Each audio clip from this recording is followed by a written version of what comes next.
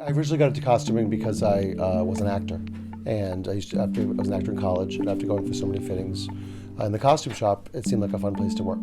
So I eventually got an on-campus job working in the costume shop, and I picked up the skills relatively quickly. After I graduated, I was lucky enough to get an internship into Trinity Rep, and 4 years later, I was running the costume shop there, and 10 years later, I got offered a job at Brown University, and now I'm running the costume shop at Brown. Well, anybody who works in theater, I think, should also have probably minored in psychology along the way, but which can be a joke as far as dealing with people, but also in what I do, I very much try to approach characters and plays in a very dramaturgical way, and I'm really interested in the hows and the whys and why they'd wear it and where they are and what the setting is, and not just what they do in the play. It's very important to know where you are when you arrive at the play, because what you're seeing is just a small portion of somebody's life when they're on stage. You know, I've done 70 shows here at Second Story, but there are certainly those shows that stand out as having been particularly great to work on, or particular challenges. Certainly Auntie Mame was one of my favorites because the cast it was a huge challenge with 22 actors. There were over 100 costumes. And then also that thing about the costumes were the set, according to Ed, which was great. Costumes should always serve the story. I like to think that the clothes I do are just enough, but I've certainly seen shows in my lifetime that I thought where the costumes were overboard or too much or detracted from the play. I try to do just enough to present the story, and hopefully they're not costumey, and hopefully that the audience gets enough from the actor when they walk on stage, the way they look, and then listens to what they have to say and isn't distracted by it. It's been a lot of fun. I mean, we have a lot of laughs and fittings. We've done a lot of crazy costumes together. You know, Ron knows all our little quirks. You know, I can't stand high collars and what kinds of jewelry we don't like to wear, but it's always a fun time. One of the things that costumes do for us as actors is they really help us transform from the people that we are and what we bring to the roles in and of ourselves as humans, to that person, that character.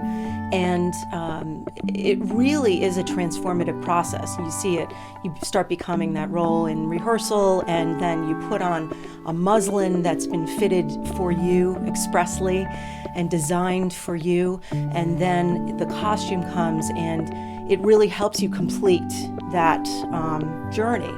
A lot of times when we come off stage after a show and there may be somebody there waiting to meet you, they'll say to me, "Oh my gosh, you're so tiny in real life," because costumes really bring you alive. I mean, it creates this persona on stage that makes it much easier to do what we need to do.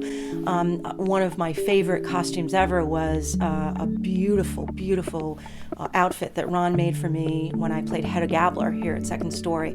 And it was just yards and yards of this luscious, glistening, rust-colored fabric. And it really helped me become Hedda and capture the glamour that I needed to capture in that role. I first worked with Ed Shea as an actor at Trinity Rep when I was working in the costume shop there.